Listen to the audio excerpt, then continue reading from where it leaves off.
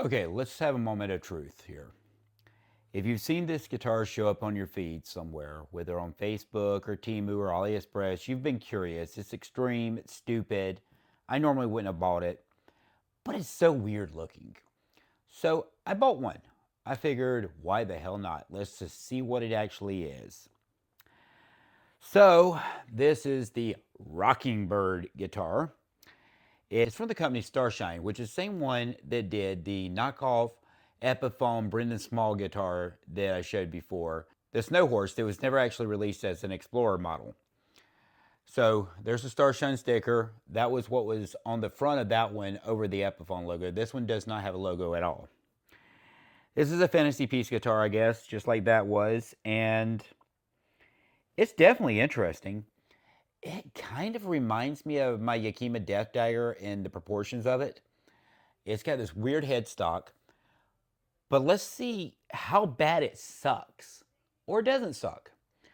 I mean, that's what you guys are here for, right? Is to figure out what these actually are. See if, you should buy one, which you shouldn't. I mean, that's the truth. You shouldn't buy any of these. But whatever. If you're looking for something just different, why the hell not? Waste your money, blow your money, whatever. It's your money. But yeah, don't let anybody else tell you what to do. So we're going to tune it up. We're going to see if it has anything going for it.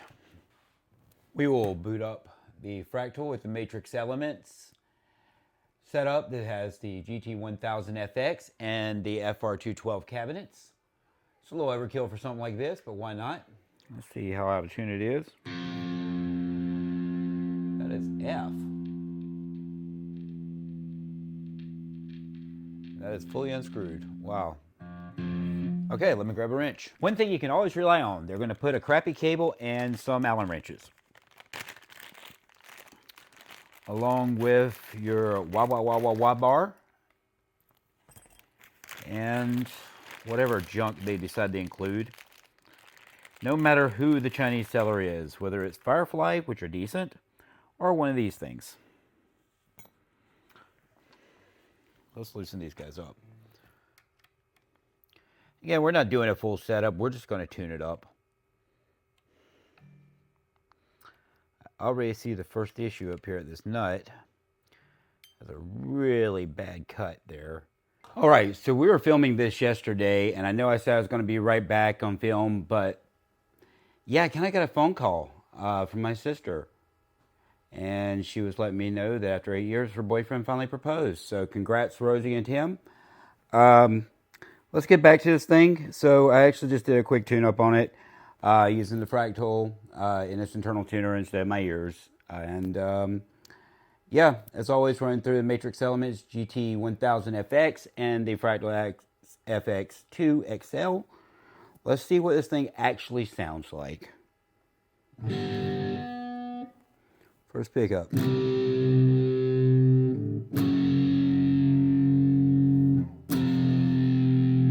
That's a bit aggressive. Let's try to tone up.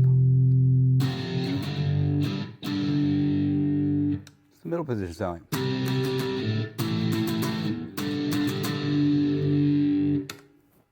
Let's go back to final position.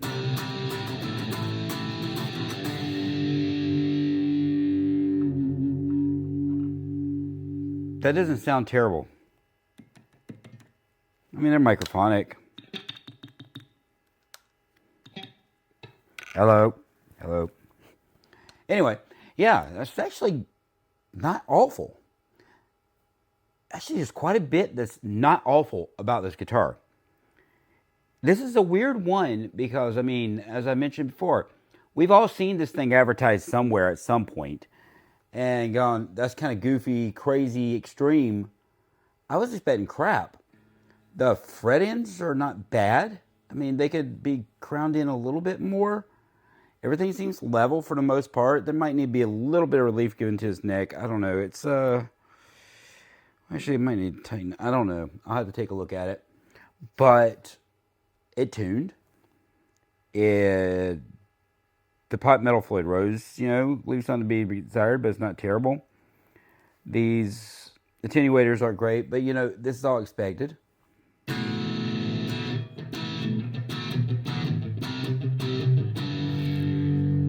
think it's out of tune though already.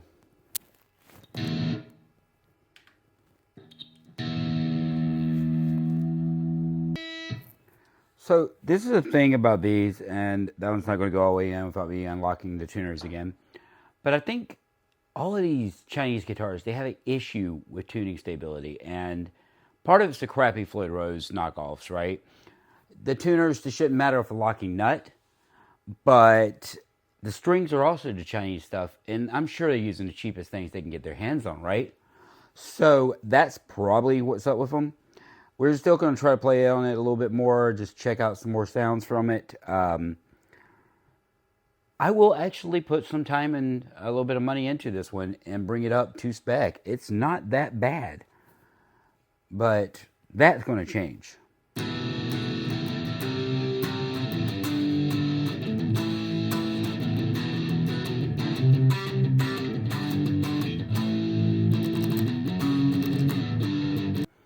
Now, one thing, this setup here, if these are really horribly microphonic pickups, it squeals the second I plug one of these into it with any type of gain. And usually what these are these are not actually humbucker style pickups. They are actually two single coils they've just wired in sequence. That's what I've seen coming out of these things. So sometimes they are real, like legit setup, but some of them are just two of them running together and splitting polarity or whatever the hell. But yeah, it's weird some of the things I've seen in these guitars when they come in. This one feels cool. It's got a wild look, which is great. It's not badly made. It's not heavy. I'd say it's like maybe 5 or 6 pounds. And the neck feels decent. It's still got that baseball bat feel, but it's not as chunky as some of the ones we've had. You could play on this.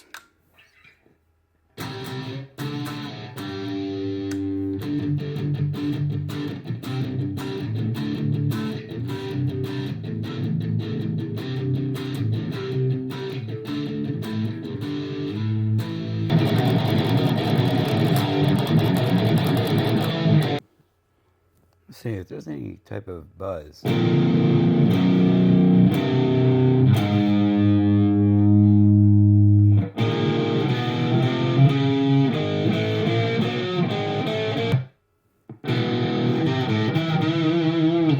Holding this thing is going to take some getting used to. This is weirder than like my BC Rich Bitch or any of my Warlocks or anything else.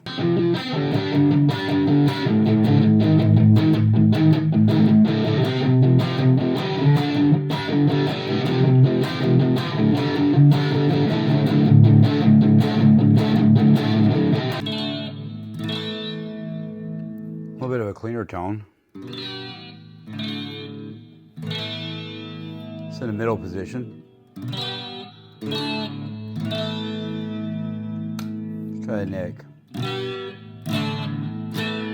That's very bright. Let's try the bridge.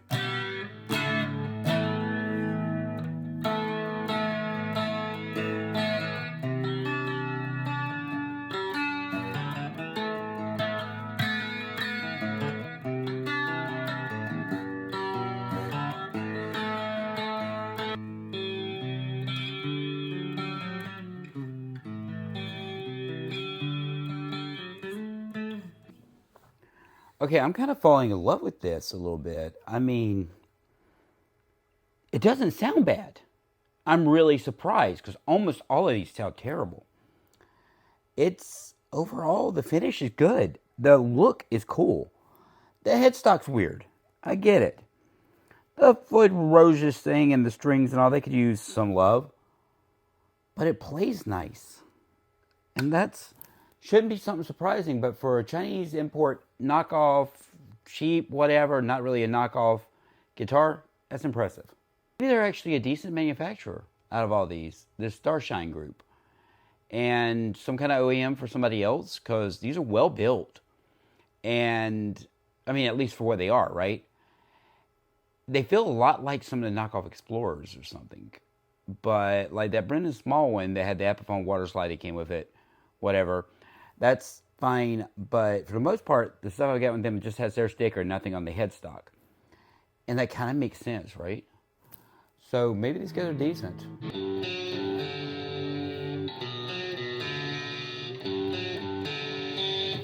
Okay, this is way out of tune.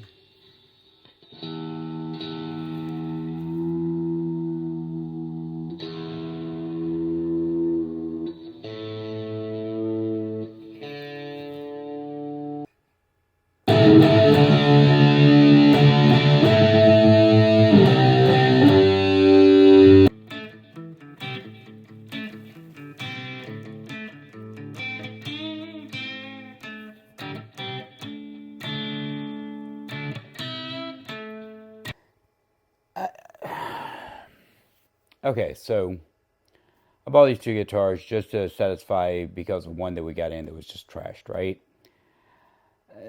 The BC Rich knockoff is in a not great state, and they'll probably end up having to go back. I totally expected to hate this one because this is gimmicky, right? This is silly. This is that weird looking guitar that shows up every once in a while. I don't. I don't hate it. I don't know why. It just makes me want to play it. It feels good. Yeah, hardware needs some stuff. I'm surprised, Starshine. Rock on, guys.